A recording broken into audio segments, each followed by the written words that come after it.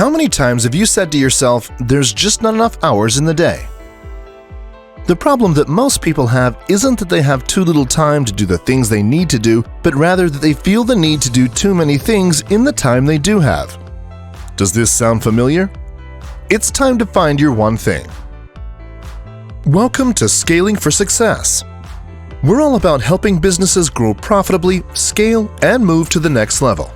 If you're looking for consultancy and mentorship that really makes a difference, subscribe to our channel or visit the Scaling Management Consultant Group website, links in the description below. In today's video, we're discussing what the one thing by Gary Keller doesn't tell you about making your day easier. First point of call, who is Gary Keller and what makes him uniquely equipped to lecture you about focus, productivity, and how to organize your day? Well, as it turns out, he's been heading up one of the world's largest real estate companies for over 30 years and has written several New York Times best-selling books about how he achieved such success. So trust us, he knows what he's talking about. The One Thing outlines the best approach to getting what you want, relentlessly hammering home on the same point over and over, attacking it from all manner of different angles until the reader is so sick of hearing about it that they go and do it. It's an effective approach to say the least. The big question: what's the one thing I can do such that by doing it, everything else will become easier or unnecessary? If the essence of Keller's message could be summed up in a sentence, then this would be it. It's the core concept that the entire book is based upon and built around. Priorities. As it turns out, not everything on your to-do list is created equal. Yeah, it may feel awesome to cross items off as they're completed and give yourself a feeling of accomplishment, but this allows you to fall into a very well-disguised trap. If it's all a numbers game, getting as many tasks ticked off as possible, human nature will naturally shift your focus towards the easier-to-complete items on the list. The brain is simple. It loves the feel-good hormone dopamine. When you finish a task, dopamine is released as a reward to make you feel all warm and fuzzy, overly pleased with yourself, and motivates you to get on with the next job. The reality is the brain is always looking for a fix, so you begin to focus on the easier tasks and not the ones that matter. You're best off ruthlessly prioritizing that list in order of what tasks relate to your one thing. 20% of your daily input will give you 80% of the results, so ask the question and find out what you need to do today to achieve what you want, and then every other decision can hinge off this simple question. Saying no. Steve Jobs said it best. You'd think focus means saying yes, but it actually means to say no. This is a man who returned to Apple when it had a product lineup numbering 350 individual items. First thing he did was cut it to just 10, saying no 340 times. But look at the amazing things that Apple did under his leadership. The iPod, the iPhone, the iPad, all extremely high-quality products born from a singular focus and saying no. The key to learning to say no is to make yourself unnecessary. Reduce incoming requests and low-level distractions by hiring someone else to do the job for you, just so you won't have to say no as often. Also, this will free up more time to focus on your one thing and how to achieve it. Sacrifice. The choice to either be a family man or a company man is archaic, old hat, and totally unrelatable to the modern world. Think of life as 5 balls you have to juggle and keep up in the air: work, family, health, friends, and integrity. Work is a rubber ball, and if it falls to the ground, it can rebound up pretty easily to be caught and juggled again. The others? Made of glass, and if you drop them, they're either damaged and chipped or may even shatter and break. It's a powerful metaphor, and one that many people fail to understand the importance of.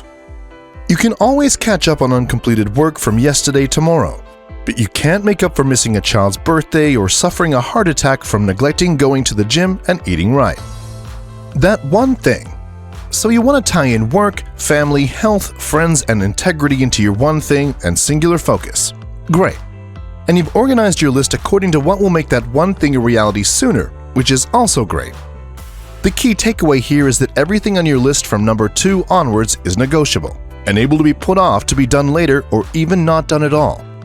So long as you're working on that number 1 thing, you'll know that you're always working on what's most important.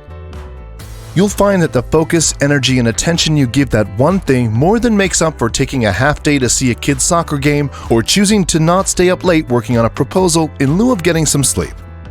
There's little point in achieving this one thing of yours if there's nobody around to enjoy it with you, or if you're not around long enough to enjoy the fruits of your labor. What it doesn't tell you: There is another really important thing that the one thing doesn't really cover, however. Summing up your ambitions, time management, and what matters to you most as a function of a single question is great, but it's an exercise to get you into that mode of thinking. The one thing that the One Thing book doesn't tell you about making your day easier is that there are many great questions you can ask yourself to find out what your one thing is. Don't be afraid to ask yourself different questions depending on where you are in life. Your priorities may have shifted, or you've dialed in on new goals. The one thing can change over time too. Life circumstances change due to unforeseen events that you can't plan or prepare for. It's vital to focus in on your one thing, but what may have been relevant last year or month or week or even yesterday may not be applicable in the here and now. The simple question you should be asking yourself may change over time and over the course of your career. But interestingly, what you focus on can change over the course of the day. There's little point in being dialed into how you grow your budding business or improve your performance at work when you're eating dinner with your family. You'll make your day easier by shifting focus to that one important thing depending on what's happening around you. To take a leaf out of Keller's book, so to speak, being singularly focused on a work goal while at home with the people you love and care about is sacrificing your personal life for work. You have to make sure you're asking the right question to get the right one thing answer at the right time. Use the one thing as a focus, but don't let it consume you or either make you blind to other things that are important around you, like your family and personal life. One thing you can't sacrifice. Don't walk through life with the blinkers on. The one thing is a focus exercise to train your brain and maintain your drive. So to wrap it all up, there are 3 main ideas from the one thing that you should absolutely be taking on board. Figure out your long and short-term priorities and goals as a result of asking one simple question. Don't be afraid to say no to doing less important things if it means you'll be more focused on the stuff that matters. Never sacrifice your personal life for work. Maintaining that work-life balance is key. Neglect one and the whole house of cards falls down. Most importantly, however, is to be aware that there may be multiple one-thing questions and constantly adjust the one you ask yourself. That's all we have time for in today's video. The One Thing book doesn't tell you about making your day easier. Like this video if you found it helpful, and for more content just like this, subscribe to our channel or visit the Scaling Management Consultant Group website at scalinggrp.com.